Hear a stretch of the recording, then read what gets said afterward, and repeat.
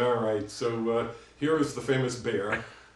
And a lot of people know me online. I'm very active in a lot of web forums. And I have an avatar picture of me holding bear.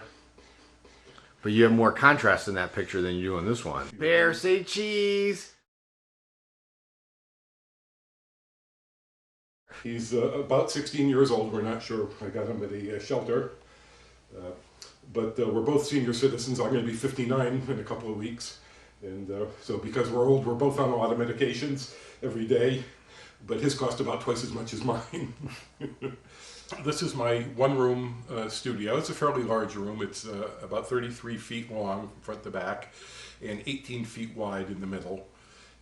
There's a ceiling peak, if you want to show that. That's 12 feet high at the peak. And this goes in a good orientation where the ceiling goes up from the front and then back down in the rear. And that's better for audio than having it come up from the right and back down on the left. I really prefer a one-room studio. First of all, I use this mostly for myself, and I do record others in here, not for hire anymore. But I've had entire small orchestras in here, and string sections and all kinds of things. When I recorded my cello concerto, I had literally a full orchestra in here, piece by piece, and it's just a lot easier. Communication is much easier. You don't have to keep running back and forth from one room to the other and seeing through the glass and worrying about headphone levels. And though we do use headphones, and I use headphones, you just turn off the loudspeakers, and everybody wears headphones. I have a Rolls 6-output headphone splitter box down there near the bottom of my rack. It has 6 separate volume controls, and they're all powered outputs. And I have a number of other splitters, so I can provide headphones for, a dozen people if needed. And I'll buy more if I have to. And it's very convenient. I just turn down the loudspeakers on my mixer and turn up the headphones feed, and everybody can hear. And I also record myself right here if I'm playing either the cello or an acoustic guitar or whatever I'm doing. When I did television, I did everything right here in this chair. And I just turn around, hit the space bar to start, or hit the R key to start recording in Sonar. And it's just really easy. Because my friend Glenn Chorus always points this out, because this comes up a lot in the forums when people are asking questions. They say, I have this 10-foot by 12-foot room, and I know it's small, but I want to turn it into a control room and a live room. What do you think? And I always say, well, one big room is much, much better than 2 smaller rooms, each one too small to sound any good. And Glenn always says, unless you're recording drummers, if you have a band, I don't want to listen to that for 6 hours. And of course that's true. And if you're recording others for hire, but you're not going to split a 10-foot by 12-foot room. But other than that, there's just so many advantages to a single room, mostly because a room, especially if you have the luxury of a room this large, or even if it's a basement studio, maybe the ceiling isn't so high, but a lot of people have basements that are 20 feet by 30 feet, and it's just better. You have fewer small room issues. The walls are farther away, so the echoes and reflections off the walls are farther later in time. They don't come back so early, which is useful.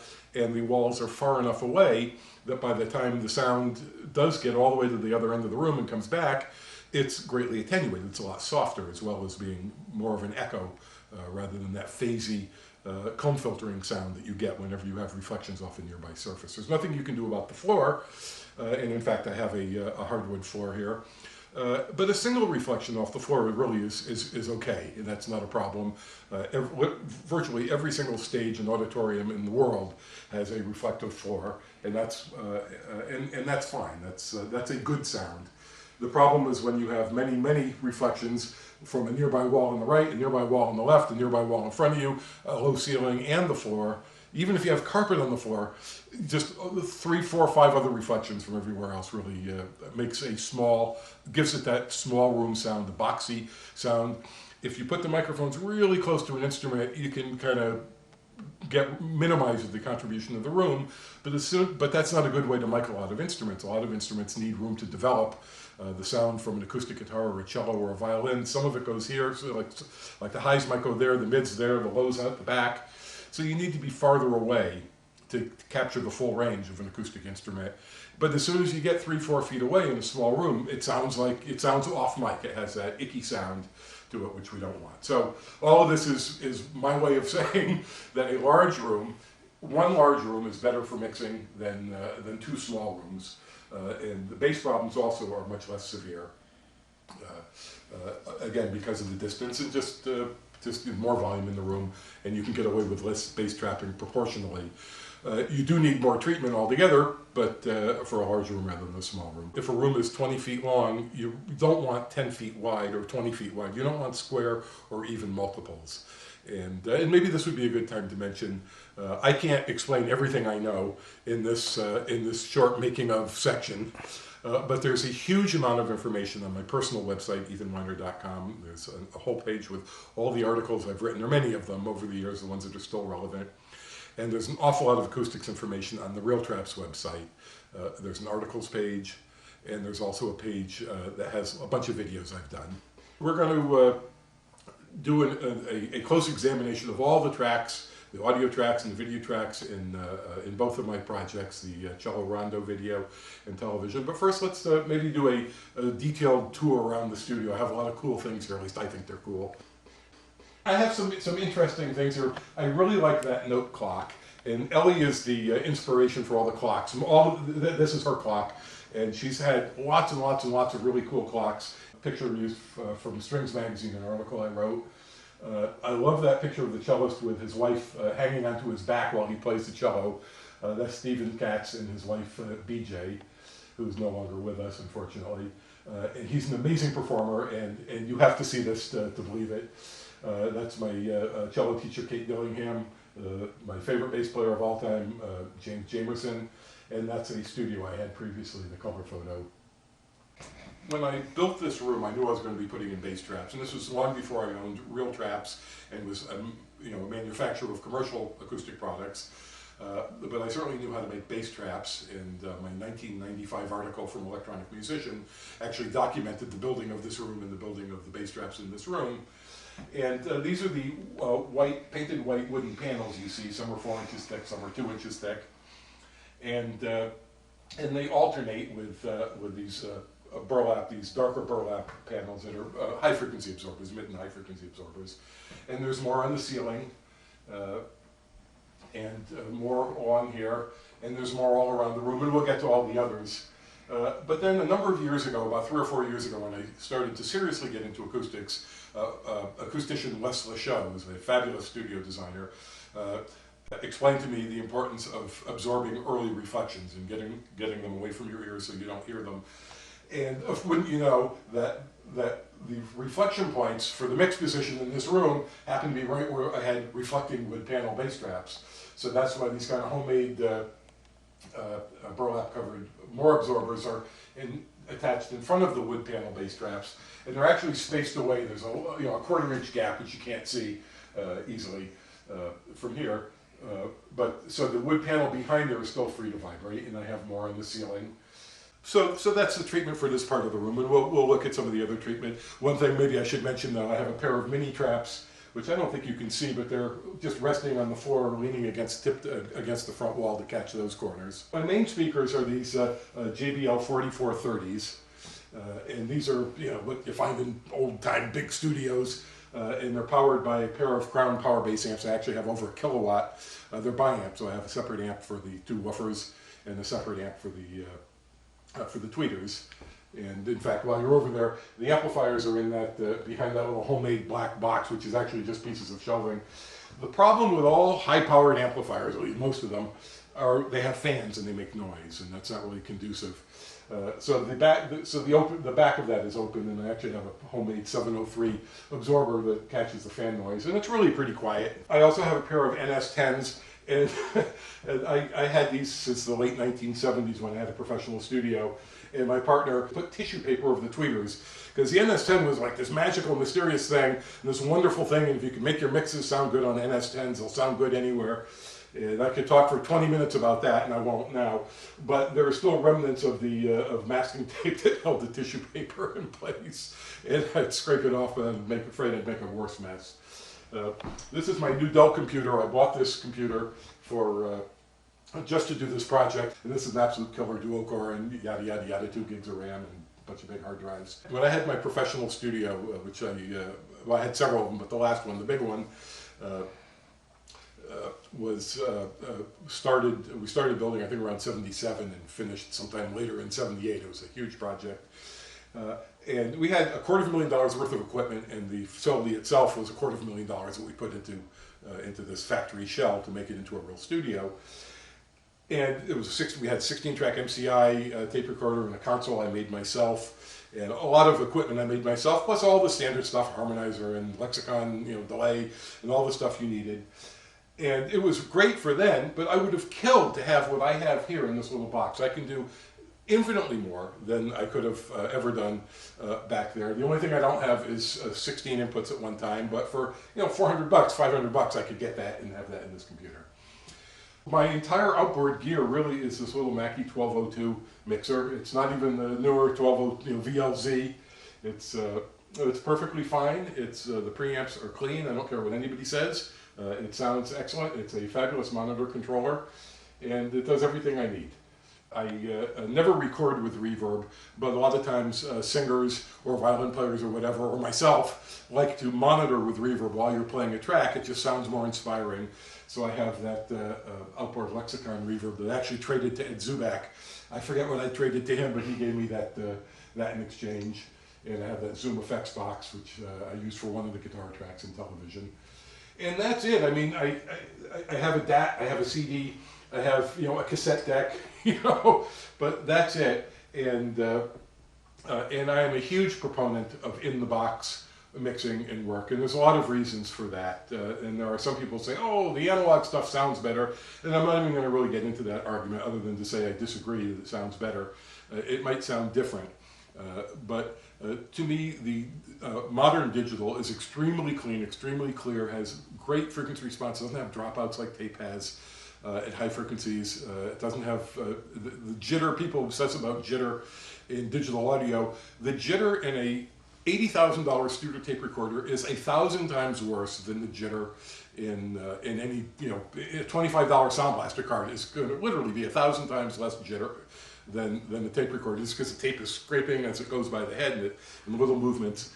And I believe that yes, there are adding a little bit of grunge, a little bit of color, sometimes they call it, or character, or glue is one of the words they use for what really is just distortion. And that could be good on a sparse mix, and I've used that myself in Rondo video. I used on the Final Audio mix, I used a tape simulator, and it really helped. It made it better, but it's not cleaner. You can add that easily after the fact, and you don't have to spend $7,000 for a tube compressor to get a little bit of glue. I used the free plug-in that came with Sonar, and it was great.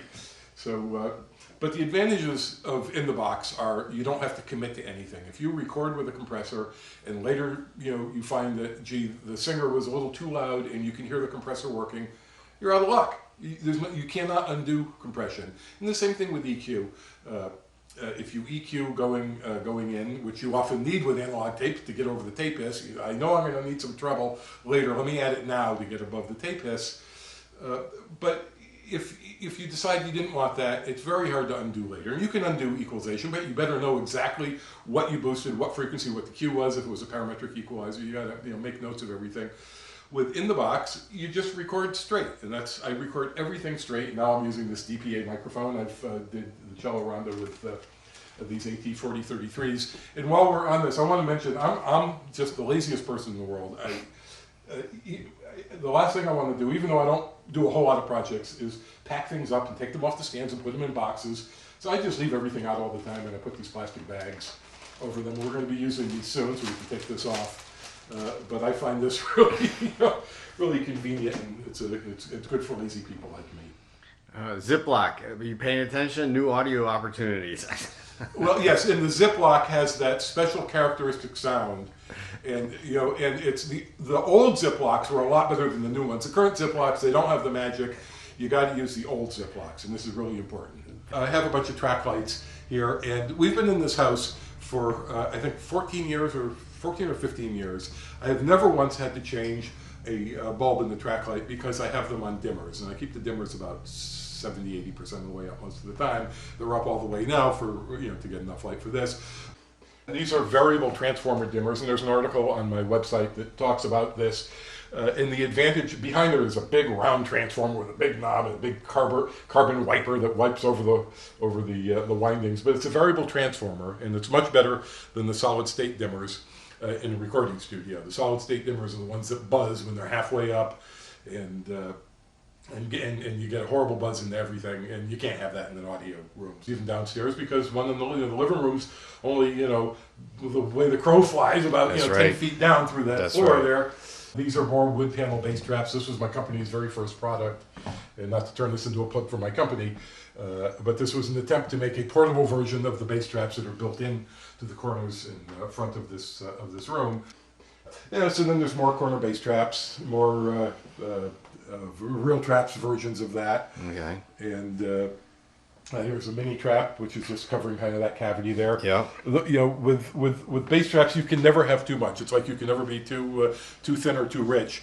You can never have too many bass traps. In the video on the real trap site where I show my living room, I now have 42 bass traps in the room, like smaller than this. And then there's Marcia. And we love Marcia. Who was named for the mannequin character in an old Twilight Zone episode. And I've always wanted a mannequin. And one time I was over at my cello teacher's house, Kate Dillingham, and her sister was playing with this mannequin, and it was naked, and I don't know what she was doing with it, she was just playing with it. Oh. And I said, "Oh, what a cool mannequin, I've always wanted one." And she said, "Oh, you want this one?" So I said, "Well, yeah." So I got that, and Ellie provided the clothes. This shelf in the corner is almost entirely stuff I've written. I've written several programming books. There's a couple books I didn't write, a couple of manuals, but all the magazines in the bottom, all that stuff is all articles I've written, and manuals, software manuals I've written, books I've written.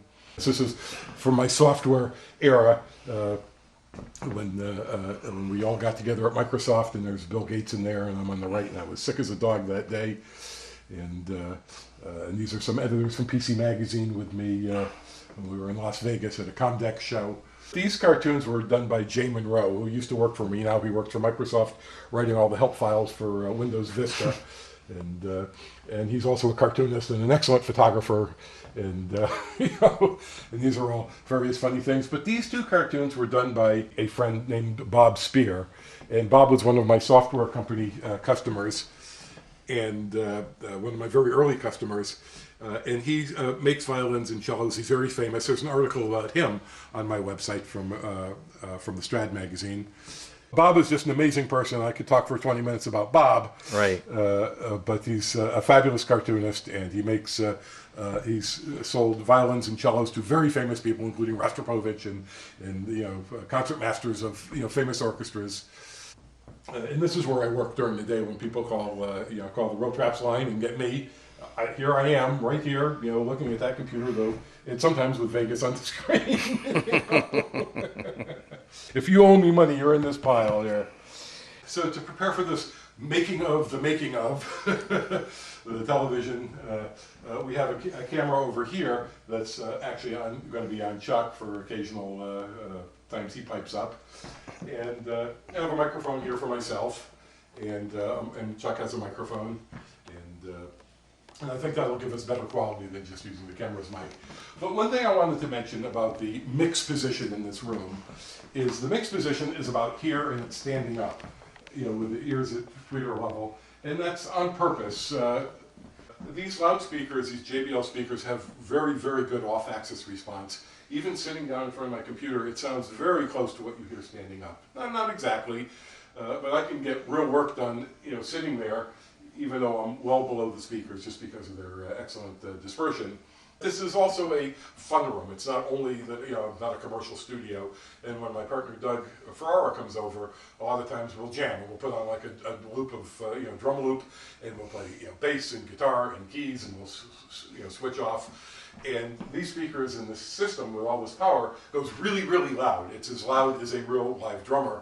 And we had some of that when Ed was here, because he was trying to play along with the music, and we had to literally make the track as loud as a full band. So it's very satisfying, and when you're standing up playing, it's really great to have something that goes that loud. I think I've explained well enough about the importance of having a good sounding room, and a large room if you can possibly manage. If you can't have a large room, then you really need to kill most of the reflections with absorption and maybe diffusion, This room is very live, and right now I'm about 6 feet away from the camera. And we did a similar thing in my living room when we did the guided tour of my living room on the Real Traps website, where I was also about 6 feet away from the camera's microphone, and it really sounded pretty tight and pretty clear. It didn't sound like off mic because that room is a very tight, clear room. It's meant for home theater and two-channel listening room. But this room is a much liver room. And that's on purpose. And when I was earlier this year, I was invited to Criteria Hit Factory Studios in Miami by the Naris division of the Grammys. Charles Dye invited me to come down and talk about acoustics, and we treated a typical small room. It was our lounge, but of the size, like of a bedroom that most people would mix in, and did a demonstration. Had many people coming in and hearing it with and without the bass traps. But their Studio A is a very, very large, very live room, and it really struck me that this is the way a professional recording engineer works the room, and this is what I've been doing here also.